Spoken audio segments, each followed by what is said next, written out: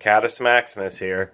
This time just showing you a quick teardown and what's inside the Harbor Freight Cen-Tech photo tachometer. These are pretty easy to get into. You gotta take off the battery cover. I always do that as a rule of thumb. The screw is not captured on these, so you'll want to make sure not to lose it. They do use a little brass, you can't even see that. They use a little brass insert in there to keep it from stripping out. And you'll have 4 screws, 2 on the top, 2 on the bottom. They're also #1 Phillips. And those are pretty tight. Those are actually quite tight. You'll want to be careful removing those. I think I just partially stripped this screw. Let's take a look. Not too bad, but you'll want to be pretty careful about that, as they are surprisingly tight. Take out this one. And we'll take out the other 2. Wow, some of these are really tight. That's what's nice about having these screwdrivers that have the spinning handle on the back, so that it's easier to maintain pressure while you remove these tight screws.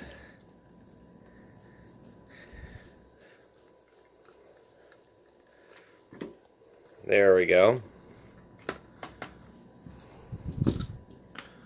The inside of the battery cover says ABS, so it's ABS plastic. And we do have a 5th screw right in the middle,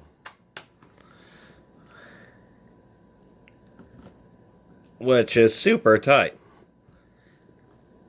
These are surprisingly tight. And they're all the same length.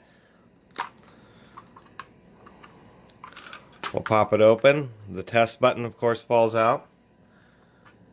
Which way does this clamshell wants to open? This way. And that's what you have inside. There's the battery terminals. They did put hot glue over the wires, so that's kind of nice. It'll prevent them from fatiguing. And then there's your control board. You have the port for the 6 volts in. It just has a simple processor just to count the ticks and display them on the display. So it's just a little chip that's, zoom in, it's just laid on the board and they put a drop of epoxy over the top of it. And of course the side button. And there's probably not going to be a lot on the other side. We'll take a look here just a second while I unscrew this. Here's our lens, you can see that. And see, there's the transmitter and the here we go. There's the transmitter and there's the receiver. They're just pointing in and out of the same lens, so that's why you want something really reflective. Let me go ahead and lift up this board so you can see what's under it. Here we are. We got the 5 screws out of the board. There's 1 in each of the 4 corners and 1 in the middle. With 5 screws holding on the case, it's actually surprising how well held together this thing is. We'll pull up the board. And then there's your display with its little holder, which was kind of loose, and they tried to do plastic welding on it, and that plastic welding didn't hold up. That's fine. And there's our board. That's interesting that they ground off the top of the chip, so you can't see what it is because it's physically been ground off.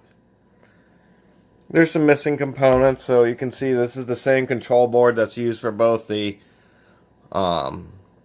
optical as well as the mechanical tachometers. And I'll show you the mechanical tachometer is really just an optical unit with a little bit of a different software on it. So anyway, that was just a quick look. You can see the little spring for the button, the center button on the cover here.